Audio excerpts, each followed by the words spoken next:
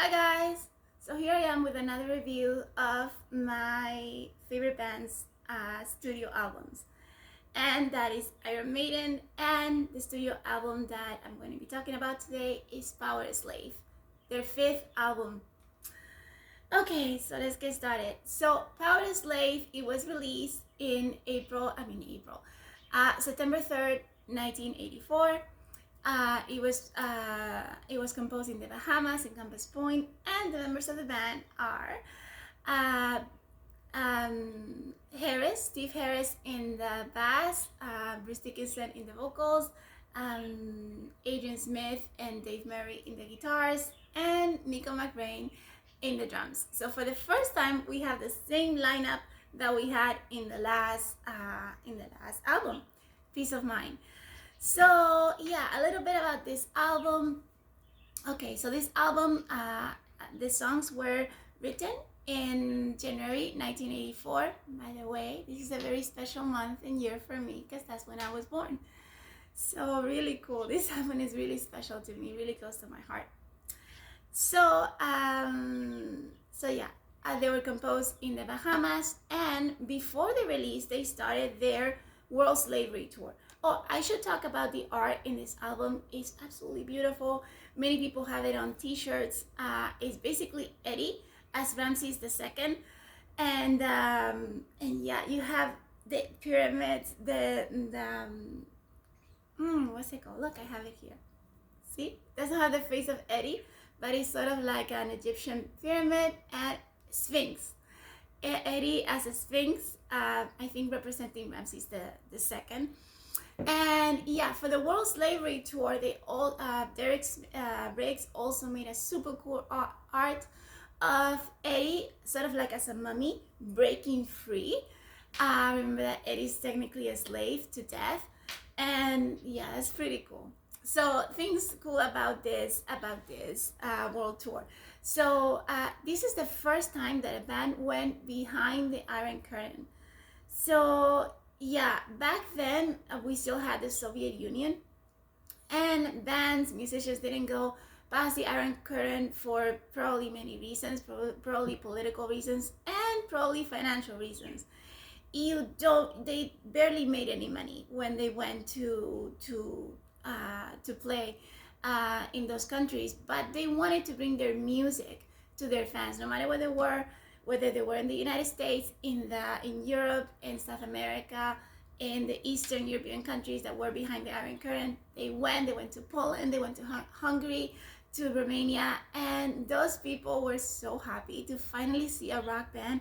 And imagine the first rock band that you see, and you see Iron Maiden with a Powerslave set, which was amazing. I mean, it was like bringing Egypt to them. What a treat for them, and what a beautiful thing for Maiden to do for their fans. Continue on with this. They went for the first time to South America, and they found the most faithful fan base that any band could have. We know that the die-hard fans of Iron Maiden are the people from South America, and especially from Brazil. In Brazil, they played in Rock in Rio in front of 350,000 people. 350,000 people. Can you imagine that? A sea of people watching you? That must have been amazing. They played next to Queen, Def Leppard, Scorpion, Sabbath, all the big ones in heavy metal at that time. So super cool. So finally, after like 4 minutes, let's get to the songs. So the album opens with the song that to me is the best opener in any Maiden album, probably in any heavy metal album, and that is Aces High. It begins with the famous speech of Winston Churchill: "We shall fight on the beaches. We shall fight on the beaches. We shall fight on the hills. We shall fight on the landing grounds. We shall defend our island, whatever the cost may be. We shall never surrender." And after that, you get that amazing drums from Nico McBrain. And right after that, you get Bruce Dickinson saying, "There goes the siren that warns of the air raid." We know that the siren is actually the voice of Bruce, so there's a little like a play on words there. And it's a super cool song. It was written by Steve Harris. It is based on the Battle of Britain, which was the battle of the English pilots, along with other European pilots, including people from Poland. So maybe that's why they really felt like they wanted to go to Poland. I think like 350 Polish soldiers helped the British fight the Nazis. So yeah, it was based on this battle of the Second World War, where the British fought against the Nazis that were attacking them. And there's a movie made about this battle. It's called The Battle for Britain, and it's a movie from 1968, 69, I believe. Look it up. I just watched it. I love it. It's a great movie full of great actors. You have Sir Laurence Olivier, you have Ralph Richardson, you have Michael Redgrave, you have Christopher Plummer. Great actors. And the fighting is awesome. You can actually put this song in the background. It could be the background for your movie. It would be great. So yeah, I love this song. So after that, you get 2 Minutes to Midnight. This is a song also about war, and I think that's the main theme of this album: war, so like battles. But what I like about this song a lot is that it talks about war. It's a very strong song, but it also talks about how the politicians lie to us and they make us think that going to war is something honorable, something great. You're going to fight for your country, when sometimes the reality is not that. You're going to war because politicians want to make money, and the reality of war is that people get killed, and sometimes it's innocent people, including innocent children. And they talk about that in the song, and they talk about how the soldiers from the other side were also lied to by the politicians. And yeah, I love this song because it's strong, and also because of the message is very real. And yeah, love this song. So continuing, the song that follows it is Lost for Words. It says so in the name of the song. This is an instrumental. This is an instrumental composed by Steve Harris, but he couldn't find any lyrics for the song. He tried, just like he tried with Transylvania, but he couldn't find any. And he left it just as is. And I love it. I love all their instrumentals. Genghis Khan to me is the best. You envision the March of the Mongols, their battles. This one is sort of like a marching and battles too. And I really like it. I just can rate them. Genghis Khan is my favorite. Transylvania and this one, I love them too. The Ides of March, I love too. I love their instrumentals. This one is followed by Flash of the Blade, a song composed by Bruce. As you probably know, Bruce is a fencing champion for England, and he loves fencing, and well, of course he had to compose songs about fencing. So basically, the Flash of the Blade, I love this song because to me it's the only song in this album that is very 80s. It has a very 80s feel, and I love the chorus. You'll die as you live in the flash of a blade, in a corner forgot by no one. Oh, me encanta. I just love it. I love it so much. And there I am speaking in another languages. Sorry about that. It's followed by another warring song. In this case, it's not a song about an army and another army. It's about two people, the duelists. This song was written by Steve Harris, and he was inspired by the movie The Duelist of 1977, which I also watched, and I also highly recommend. In this movie, you find the actors Joseph Carradine and Harvey Keitel. And basically, the storyline is that there is this annoying guy who feels insulted when he isn't really insulted by this other guy, and he continues to challenge him to duels. He continues to lose, or basically there's a draw sometime. I don't know. They go through like 5 duels, and all because of honor, And I like the ending of the movie. I like the movie in general, and it just shows you that again, this whole thing about honor, and you end up killing another person. So yeah, really love this song, really love the movie. And that ends the side A of the album.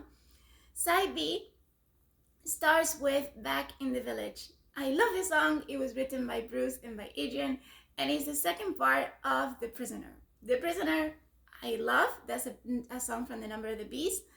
And I love it for two reasons. First of all, it's a super cool song, The Prisoner, I mean. And second of all, I love the introduction, and I love the series that inspired these two songs. And that is The Prisoner, starring Patrick McGoogan, produced by Patrick McGoogan, awesome actor, producer. All the members of the band seem to love this series. Apparently it was very big in Great Britain. I really recommend it. I just love it. And Back in the Village, the reason why it has this name is because the prison is basically a beautiful Italian type of village. You would want to be there, right? Like, it's a beautiful place, but in the end you have no freedom, and what every human being wants is freedom. So that's why they're prisoners. And the prisoner, in almost every episode, he tries to escape and he ends up back in the village. So that's why you have the name of that song. I love this song too. And yeah, so many cool, awesome songs. And now the album ends with not just cool, awesome songs, but epics. Usually Maiden treats us with one epic per album. In this album, you get two, and two consecutive. The first one is Powerslave, written by Bruce Dickinson. This is the reason why this album has an Egyptian theme, because he talks about a pharaoh who's basically a living god. And the living God says, why should I die? I'm a god. I should live forever. And Bruce Dickinson was thinking a little bit about himself, about rock stars in general. They're treated as gods, but in the end, they're human beings, and they're going to die, and they're going to be slaves to the power of death, just like we are all going to be. Anyway, so yeah, the meaning of the song is great, but the song in itself is awesome. You get back to that dark opening of the first album, the third album, The Number of the Beast, where you sort of like, you imagine someone like walking into a tomb, and then you hear that amazing laugh, like evil laugh, and then that riff, that Egyptian sounding riff, so cool. And yeah, this is a song that is a favorite for many. It's in my top 10 for sure. I love it. And yeah, what else can I say about this song? It gave the theme of the album. Amazing, amazing song. You cannot forget it. But the one that follows it, the one that ends the album, is my favorite among favorites, and that is The Rime of the Ancient Mariner, written by Steve Harris. I love this song. 30 minutes of greatness and beauty. This is a song that was inspired by the famous poem of Samuel Taylor Coleridge. It's not the poem in its exactitude. It's not completely the poem, but it has some parts that are straight from the poem, like that part that says, water, water everywhere, and every boat did shrink. Water, water everywhere, not any drop to drink. So it's that part, this part comes straight from the poem, and the rest, some parts come straight from the poem, some were composed by Steve. And what I love is that, again, that genius of Steve Harris comes through in this song. You feel it in the music.